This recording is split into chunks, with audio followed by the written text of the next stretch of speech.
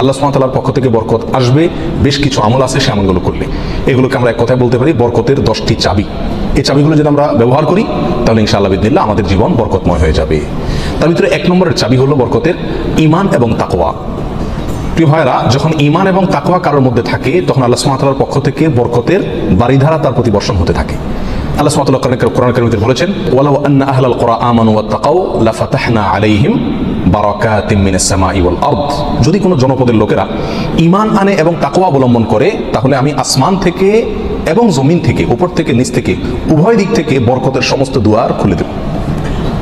সমাজ ভাইরা, এই জন্যই দেখা যায় সারা পৃথিবীতে অন্য ধর্মের মানুষেরা, অমুসলিমেরা কোনো দিক থেকে অনেক বেশি সুখে শান্তিতে আছে বলে আমাদের কাছে মনে হয়, কিন্তু আসলে সুখে শান্তিতে খুব একটা নাই। বিভিন্ন জরিপ বলছে সুসাইড বা আত্মহত্যার পরিমাণ তাদের মধ্যে বেশি। আত্মহত্যা মানুষ তখনই করে যখন সুখের চাইতে দুঃখের পরিমাণ বেড়ে যায়, কিন্তু মুসলমানদের মধ্যে আত্মহত্যার পরিমাণ অনেক কম। মুসলমানরা বেশিরভাগই গরিব, অভাবী, তারপরেও তাদের মধ্যে আত্মহত্যার পরিমাণ কম। এটা একটা আলামত যে তাদের জীবনে কি আছে, বরকত আছে, কারণ ঈমান সামান্য হলেও আছে। আর যার জীবনে ঈমান নাই তাকে দেখবেন যে অনেক আট্টালিকা দেশে আছে, সুখের শান্তির অনেক উপকরণ তার কাছে আছে, কিন্তু আসলে সুখ শান্তিতে খুব একটা সে নাই, কারণ তার জীবনে কি নাই, বরকত নাই। এই জন্য কেউ যদি ঈমান আনে আর তাকওয়া অবলম্বন করে, এই দুটি জিনিস যদি কারোর ভিতরে থাকে, তাহলে আল্লাহ সুবহানাহু ওয়া তাআলার ওয়াদা হলো আসমান এবং জমিন থেকে বরকতের সমস্ত দুয়ারগুলো তার জন্য কি করে দেওয়া হবে, খুলে দেওয়া হবে। এই জন্য ভাই, ঈমানকে খালেস করতে হবে শিরক থেকে, কুফরি থেকে, নেফাকি থেকে।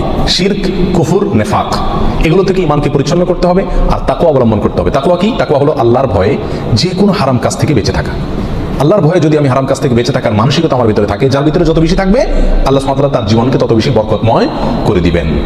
বরকতের 2 নম্বর চাবি হলো যে কোনো কাজের শুরুতে বিসমিল্লাহ বলা। যে কোনো কাজের শুরুতে কি করা? বিসমিল্লাহ বলা। নবী আলাইহিস সালাম বলেছেন, তোমাদের মধ্যে কেউ যখন খানা শুরু করে এবং সে যদি বিসমিল্লাহ বলে, তো শয়তান তার সাথে ওই খাবারে যোগ দিতে পারে না, ভাগ বসাতে পারে না। যেটুকু আছে সেটুকু তার জন্য কল্যাণ বয়ে আনে, কল্যাণ করা হয় খাবার। অনুরূপভাবে কেউ যদি বাসা বাড়িতে প্রবেশ করে বিসমিল্লাহ বলে ঢুকে, তাহলে সেই ঢোকার সময় তার সাথে কি হতে পারে না, শয়তান যোগ দিতে পারে না। অনুরূপভাবে প্রত্যেকটা কাজে বান্দা যখন ভালো কাজে যখন বিসমিল্লাহ বলে শুরু করে, তখন শয়তান সেই কাজে আর অংশগ্রহণ করতে পারে না। আর শয়তান যখন ইন্টারফেয়ার করতে পারে না, তাহলে আল্লাহ সুবহানাহু ওয়া তাআলার পক্ষ থেকে সেখানে বরকত আসা খুবই সহজ হয়ে যায়, এটাই স্বাভাবিক। অতএব বিসমিল্লাহর পরিমাণ বেশি বলা। 3 নম্বর বরকতের চাবি হলো ভাই কোরআনে কারীমের সাথে সম্পৃক্ততা বাড়ানো। যে যত বেশি কোরআনের সাথে সম্পর্ক গড়বে তার জীবনে তত বেশি বরকত নেমে আসবে। যে ঘরে কোরআন তেলাওয়াত হবে, কোরআনের চর্চা হবে, কোরআনের শেখা হবে, কোরআন বুঝাবুঝি হবে, কোরআনের উপর আমল করার প্রবণতা থাকবে, অভ্যাস থাকবে, সেই ঘরে আল্লাহ সুবহানাহু ওয়া তাআলার বরকত তত বেশি আসবে।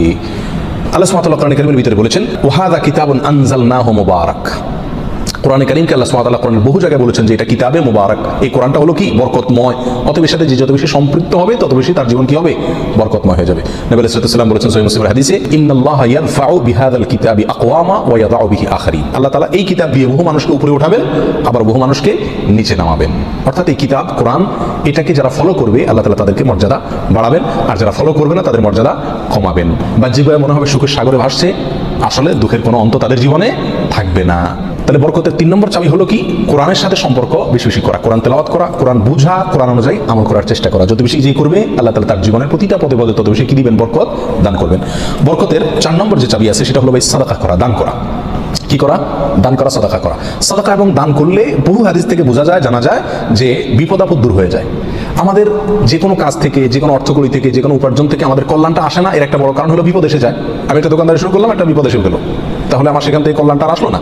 তো বরকত যদি আপনি চান প্রত্যেকটা বস্তুতে, প্রত্যেকটা জিনিসের কল্যাণ আসুক, উপকার হোক জিনিসটা আপনার জন্য, অল্প ছোট চাকরি, অল্প আয়, ছোট ব্যবসা, এর ভিতরেই আল্লাহ তাআলা কল্যাণ দিয়ে দেয়। আপনি যদি চান তাহলে আপনার কি করতে হবে? সাদাকার অভ্যাস করতে হবে। দান দান দান করলে মুসিবত এবং বিপদ দূর হয়। তো আপনার ওই অল্প আয় থেকে যখন বিপদ দূর হয়ে যাবে বা বিপদ মুক্ত থাকবে, তখন ইনশাআল্লাহ বিদিনিল্লাহ সেটা আপনার জন্য কি হয়ে যাবে? কল্যাণকর এবং বরকতময় হয়ে যাবে। ওর ভিতরে আপনার জন্য বরকত থাকবে। অতএব সাদাকার অভ্যাস করা, সারা বছর অল্প স্বল্প হলেও, পরিমাণে খুব অল্প হোক। একাদিসে আসছে সাল্লাল্লাহু বলেছেন, খেজুরের অংশ দিয়েও যদি হয় তবুও তুমি সাদাকা করে জাহান্নামের আগুন থেকে বাঁচার চেষ্টা করো। বিপদ থেকে রক্ষার জন্য আমরা সাধ্য অনুযায়ী সাদকা করব, অনেক বেশি করা কোনো জরুরি না। প্রতিদিন সাদকা করা একটা জটিল বিষয়। অনেক সময় প্রতিদিন আমি অভাবী লোক পাইও না, তাহলে একটা বাক্স রাখতে পারি বাসায়, যে প্রতিদিন আমি সেখানে 1 টাকা রাখবো, 2 টাকা রাখবো, যতটুকু সাধ্যগুলো ততটুকু রাখবো। তাহলে নিয়মিত আমি দানের সওয়াবটা পেয়ে গেলাম। এই টাকাটা অভাবী লোকের, পরে কয়েকদিন পর পর খুলে আমি দিয়ে দিলাম মানুষকে, তাহলে প্রতিদিন সৎকার আমলটা হয়ে গেল। এবং সৎকার নিয়মিত করলে কি হয়? বরকত প্রত্যেকটা ক্ষেত্রে নেমে আসে। নাম্বার 5, বরকতের 5 নম্বর চাবি হলো ভাই আত্মীয় স্বজনের সাথে সম্পর্ক ভালো রাখা। এটা বহুল পরীক্ষিত একটি আমল ভাই। আত্মীয় স্বজনের সাথে যে যত বেশি সম্পর্ক ভালো রাখে, মা বাপ, ভাই বোন, ফুফু, চাচা, কাছের লোকজন, রক্ত সম্পর্কীয় লোক যারা, বিশেষ করে তাদের সাথে যে যত বেশি সম্পর্ক ভালো রাখে এবং তাদের সাথে সম্পর্ককে নষ্ট করে না, তারা যদি দুর্ব্যবহার করে তো নিজের পক্ষ থেকে ভালো ব্যবহার করার চেষ্টা করে, তো এই লোকের জীবনে আল্লাহ তাআলা বরকত দান করেন। এটা পরীক্ষিত বিষয়। অতএব এই চাবিটি বরকতের, এটা খুবই গুরুত্বপূর্ণ। 5 নম্বর, অর্থাৎ আত্মীয় স্বজনের সাথে, রক্ত সম্পর্কীয় লোকদের সাথে কি করতে হবে? সম্পর্ক সবসময় বিল্ড আপ করার চেষ্টা করতে হবে, তাদের খোঁজখবর নিতে হবে, সাধ্য অনুযায়ী তাদের পাশে দাঁড়াতে হবে। যদি পাশে দাঁড়াতে নাও পারেন, অন্তত সম্পর্কটাকে কি করতে হবে? ভালো রাখার চেষ্টা করে যেতে হবে। নাম্বার 6, বরকতের 6 নম্বর চাবি হলো ভাই, সকালবেলায় ভোরে ভোরে কাজে যাওয়া। নবী আলাইহিস সালাম দোয়া করেছেন, আল্লাহুম্মা বারিক লি উম্মতি ফি বুকুরিহা, আল্লাহ আমার উম্মতকে সকালবেলা আপনি বরকত দান করবেন। অন্য এক riwayate আসছে বুরিকা লি উম্মতি ফি বুকুরিহা, তিনি বলেছেন আমার উম্মতের জন্য সকালবেলা সময়টাতে বরকত দেওয়া হয়েছে। অতএব সকালের সময়টাতে আপনি ঘুমায় থাকেন, তাহলে বরকত কোথা থেকে আসবে? এই টাইমটাতে কাজ করতে হবে।